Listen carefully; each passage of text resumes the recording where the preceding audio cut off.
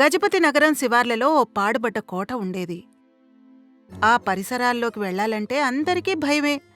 చీమ చిటుక్కుమన్నా వినిపించేంత నిశ్శబ్దంగా ఉండేది. ఓ రాత్రివేళ జగ్గు మగ్గు అనే ఇద్దరు గజదొంగలు జైలు నుంచి తప్పించుకుని పరుగులు తీస్తూ చాటుగా ఆ కోటలోకి చేరుకున్నారు. ఇదేదో బాగుందిరా, కొన్నాళ్ల పాటు ఇక్కడే తలదాచుకుంటే మంచిదనిపిస్తుంది. అన్నట్టు ఈ ఊరు వాళ్ళు బాగా ధనవంతులని విన్నాను. ఆడవాళ్ళ ఒంటి నిండా నగలు వేసుకొని తిరుగుతారట. అయితే మరీ మంచిది. కోటలో విసిగొచ్చినప్పుడల్లా పీట మీద పడదాం, మూటలు ఎత్తుకొద్దాం. పుట్టిన బుద్ధి పుడకలతోటి పోదని సామెత.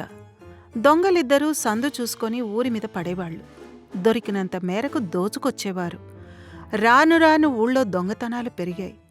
ఓ రోజు అదే ఊరికి చెందిన కిట్టు దొంగల వ్యవహారాన్ని చాటుగా గమనించాడు. ఓహో, మా ఊళ్ళో దొంగతనాలు చేస్తుంది వీళ్ళిద్దరన్నమాట. వీళ్ళ ఫోటోలు పేపర్లో కూడా చూశాను. వీళ్ళకి గట్టి గుణపాఠం చెప్పాల్సిందే. అసలు వీళ్ళ స్థావరం ఎక్కడో ఏమిటో ఇప్పుడే ఆచూకీ తీయాలి. కిట్టు ఆ ఇద్దరు దొంగల్ని పిల్లిలాగా అనుసరించాడు. ఊరి శివార్లలోని పాత కోట వరకు వెళ్ళాడు. అక్కడ వాళ్ళు ఓ గోడచాటున మూటలు దాచిన సంగతిని కూడా కనిపెట్టేశాడు.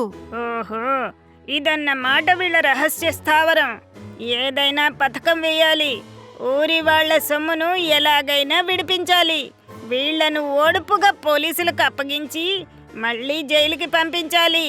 ఆ ఆలోచన రాగానే కిట్టుకి అతని మిత్రుడు కేశవ్ తోడయ్యాడు. కొరివిదయ్యం వేషం వేయించాడు. దొంగల వేట మొదలయ్యింది. ఒరేయ్, ఎవర్రా మీరు?